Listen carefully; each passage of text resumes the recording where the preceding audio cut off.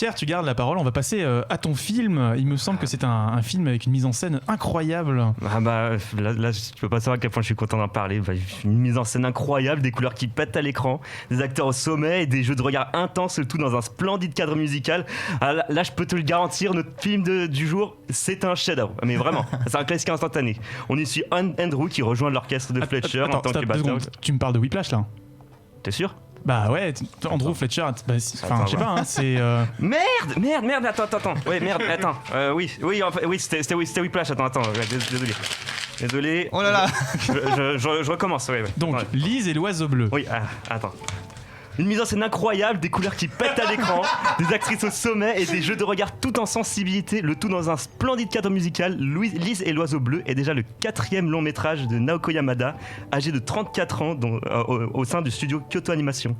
Spin-off de la série Sound Euphonium dont elle n'a été que productrice, on y suit Misore et Nozomi, 2 amis de longue date jouant dans l'orchestre de leur lycée. Alors que leur vie de lycéenne s'apprête à toucher à leur fin, celles-ci doivent décider de leur avenir qui va très probablement les séparer. Mais les sentiments que Misore ressent vis-à-vis de Nozomi rendent ces futures séparations très compliquées. Alors avec son précédent long métrage, Naoko Yamada asseyait déjà son style, son identité dans sa réalisation. Est-ce que elle pousse le potard encore plus loin dans ce film-là? Si vous avez aimé ces moments de flottement dans Silent Voice, je sais pas si vous vous souvenez, vers le 2e tiers, le film il va sur les plans fixes et vraiment une ambiance vraiment assez reposante, tout ça. Lisez l'oiseau bleu, c'est ça tout le temps pendant je sais pas 1h30 ou 2 heures. Il dure 1h30 le film. 1h30, ouais. C'est ça pendant 1h30. C'est du Naoko Yamada porn en gros. Usant d'un trait plus fin, de lumière vive et de couleurs plus atténuées que dans la série Sound Euphonium, le film dispose d'une légèreté, d'une douceur qui donne l'impression un peu de vivre dans un rêve ou même dans un conte de fées. Un conte de fées comme celui de Lise et l'oiseau bleu qui est mis en abîme dans le film et qui raconte l'histoire des héroïnes de façon symbolique. Donc ces passages du film où le style change radicalement sont clairement les plus beaux parce qu'on a des décors peints à l'aquarelle et des couleurs surtout qui explosent à l'écran. Je sais pas ce que tu en as pensé, Karel. Le orange et le bleu sont très très forts effectivement. Non mais c'est très joli. C'est très joli.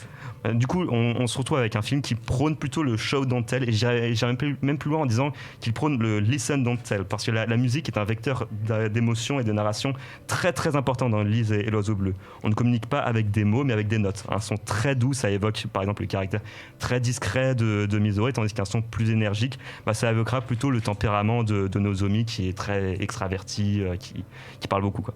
Donc mention spéciale également aux musiques de Kensuke Ushio, qui a été très impliqué dans le développement du film, puisqu'il a pensé les musiques avant que le storyboard du film ne soit élaboré. Donc du visual au sound design, vraiment le film cherche à envelopper le spectateur dans son univers, vraiment tout en douceur et en légèreté. C'est quelque chose de très très agréable. D'ailleurs, le film ne sort jamais de l'école, vraiment. On reste dans cette capsule du début à la fin. Il y a par exemple un moment dans le film, les personnages vont à la piscine, mais on ne voit jamais, ça sera finalement que évoqué dans le film, et il montre la photo sur un téléphone, mais on ne verra jamais cette scène dans la piscine. On reste dans l'école du début à la fin. Donc on est dans un cadre assez fermé, mais en même temps ancré dans le quotidien. Est-ce que c'est-à-dire que le film parle à tout le monde? Alors attention, stylistiquement, on est quand même sur quelque chose de plus personnel que Sound Euphonium. Je te cache pas que dans l'absolu, tu pourrais faire tenir l'intrigue dans 30 minutes tout au plus. Ça, vraiment, si tu devais prendre des raccourcis, c'est le temps. Si tu résumes le film à ces dialogues, oui, mais on parle d'un film. Ouais, c'est ça. Et du coup, à cette légèreté évoquée plus tôt, se joint la lenteur. Et là, ça y va. T'as des plans fixes, des détours, des regards qui en disent long. Le film, d'ailleurs, s'intéresse que à l'arc de ces 2 personnages principaux, et finalement, les autres personnages sont assez en retrait. Et ce qui laisse l'impression au final que le film ne raconte pas grand chose. Alors c'est absolument faux, mais c'est vrai qu'on peut rester sur le côté à se dire mais en fait ça raconte rien, quoi. Ça allait même au point que par exemple quand j'avais vu le film à Annecy l'année dernière, à côté de moi il y avait une mère qui accompagnait ses enfants et qui est sortie de la salle, qui a fait sortir ses enfants de la salle parce qu'il s'ennuyait trop, quoi. C'est vraiment un film très lent. Faut y aller, faut y aller en ayant conscience de ça. Vous retrouverez pas l'intensité de Whiplash ou quoi que ce soit. C'est un film qui se base sur sa sensibilité et sa douceur, quoi.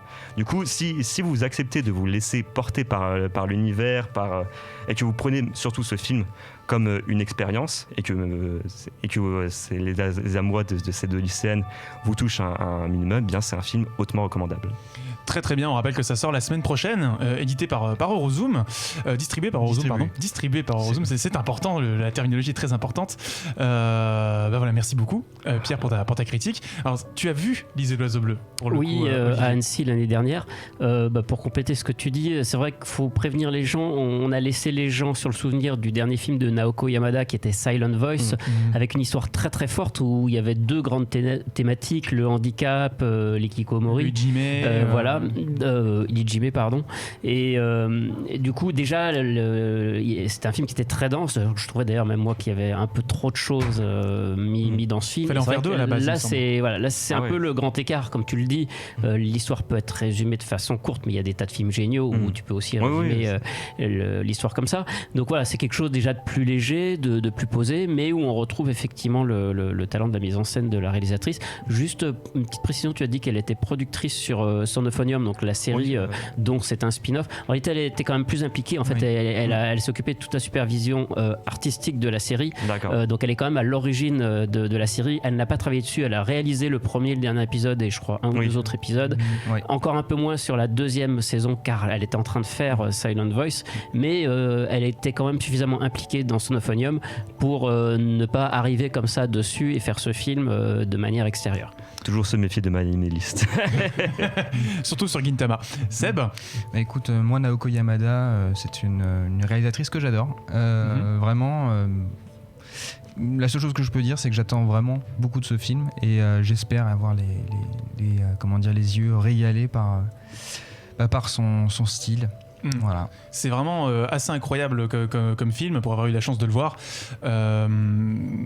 Disons que c'est un film sur la frustration et du coup le film au début peut déconcerter parce qu'effectivement il ne se livre pas, il lâche pas les chevaux et en revanche quand ça part, quand le personnage trouve la juste note pour s'adresser aux autres et pour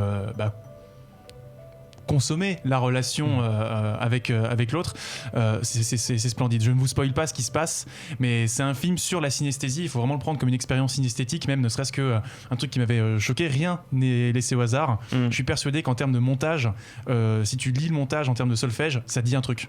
J'en suis sûr et certain. De toute façon, le montage, c'est comme une partition de musique de toute façon. Mais c'est-à-dire qu'on parle de Kensuke Ushio qui a plié des feuilles en deux avec de la peinture pour faire les partitions des notes, enfin des partitions des musiques ambiantes, des trucs comme ça. Il s'est baladé dans une école en captant des sons, en tapant sur des vitres, etc. Donc c'est vraiment ultra total comme expérience.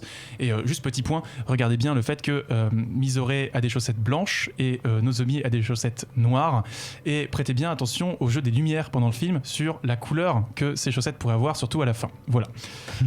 C'est peut-être là que se joue l'indécence du film. Les notes blanches et les notes noires ne correspondront pas à la même temporalité, par exemple. Voilà, c'est tout pour moi. Ah non mais non, ce film je veux le revoir et voilà, enfin, j'irai le retrouver en salle la semaine prochaine. Je suis très content que ce film sorte en France et je suis très content que soutenez-le. Soutenez-le, surtout qu'en plus c'est un film qui ne cherche pas à être le nouveau Miyazaki, donc allez-y, foncez. C'est tout pour les critiques. Jeux vidéo, BD, manga, séries et cinéma de genre. L'actu Pop & Geek, c'est dans Hyperlink, votre cocktail de bulles et de pixels, avec Karel et son équipe tous les dimanches à 16h en direct sur VL.